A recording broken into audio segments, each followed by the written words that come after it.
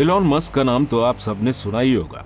अगर आप इनको नहीं जानते तो हम आपको बता दें कि ये हमारी दुनिया के सबसे ज्यादा अमीर लोगों में से एक हैं। एलॉन मस्क मार्स के ऊपर लोगों को बसाने की फिराक में लगे हुए हैं। ये मंगल ग्रह के ऊपर कॉलोनी बनाकर हमारी पृथ्वी के लोगों को बसाना चाहते हैं। ऐसा कर पाना थियोरेटिकल तो मुमकिन है कि हम आने वाले समय में मंगल ग्रह के ऊपर रहने लग जाएंगे, लेकिन कई सारी चुनौतियां हैं जो हमारे सामने खड़ी हुई हैं।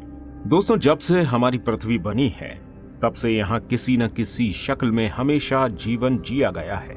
और आज के समय में हम इतने एडवांस जीव हैं जिसके पास ऐसी टेक्नोलॉजीज मौजूद हैं जिसके जरिए हम किसी भी प्लेनेट तक जाने की ताकत रखते हैं। दोस्तों, एलॉन मस्क मार्स के ऊपर कॉलोनियां बनाकर उसमें 10 लाख लोगों को बसाना चाहते हैं और इन लोगों की जरूरत के लिए 100 मिलियन मैट्रिक टन का सामान भी मार्स के ऊपर भेजा जाएगा, ताकि ये लोग इस सामान के जरिए मार्स पर एक ऐसा शहर बनाएं जिसके अंदर यहाँ रहने वाले लोगों की हर जरूरत को पूरा किया जा सके। और इतने सारे लोगों और सामान को पृथ्वी से मार्स तक पहुंचाने के लिए 1000 स्टारशिप के रॉकेट्स को भेजा जाएगा। अब यहाँ सोचने वाली बात यह है कि जब हमारे सोलर सिस्टम में इतने सारे प्लैनेट्स मौजूद हैं, तो फिर मस्क मंगल ग्रह पर ही क्यों इंसानों को बसाना चाहते हैं? इसका सीधा जवाब यह है कि हमारे सोलर सिस्टम में मौजूद प्लैनेट्स में सबसे अच्छा ऑप्शन हमारे लिए मंगल ग्रह ही है। आखिर क्यों? चलिए जानते हैं। सबसे पहले हम अपनी जमीन के सबसे करीब कुदरती सैटेलाइट चांद के बारे में जान लेते हैं। अगर हम चांद पर जाकर रहना चाहें तो चांद एक ऐसी जगह है जहां जिंदगी जीने लायक वातावरण मौजूद नहीं है। ये हमारी जमीन से काफी ज्यादा करीब तो है, लेकिन इसकी जमीन पर ऐसा कुछ भी नहीं है जहां हम जीवन जी सके। यहाँ का क्लाइमेट भी हमारी पृथ्वी से काफी ज्यादा अलग है। और अगर हम वीनस की तरफ जाते हैं तो वहाँ का वायुमंडल इतना ज्यादा पतला और गर्म है कि यहाँ जमीन से भेजे गए प्रॉप्स भी कुछ मिनट तक ही सरवाइव कर पाते हैं। यहाँ पर इंसानों का रहना नामुमकिन है। और इसके बाद आता है मंगल ग्रह।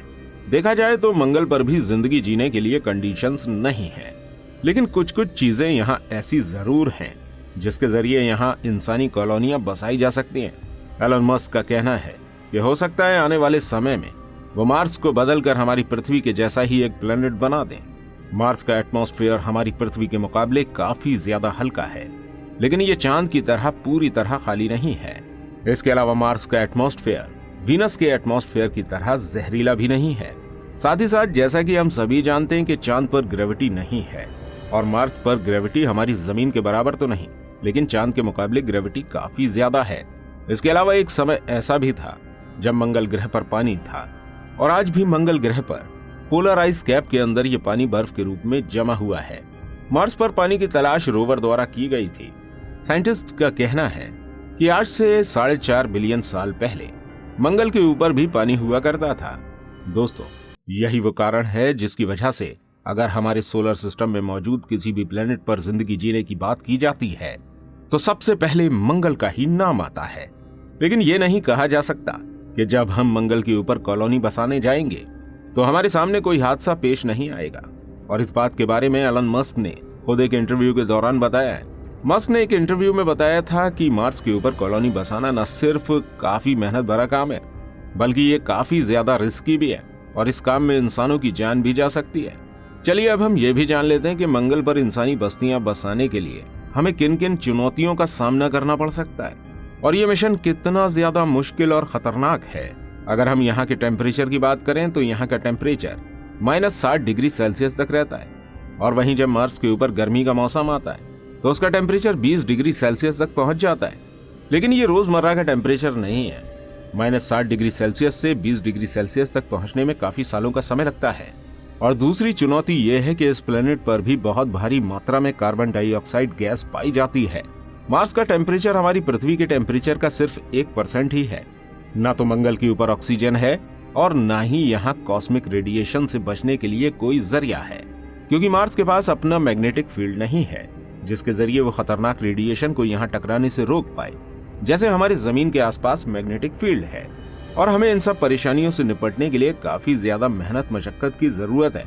इसके अलावा मार्स की ग्रेविटी भी हमारी अर्थ के मुकाबले काफी कम है, लेकिन ये चीज हमारे उन एस्ट्रोनॉट्स के लिए फायदेमंद है जो 7 महीने का सफर करके वेटलेस स्पेसक्राफ्ट के जरिए मार्स पर पहुंचेंगे।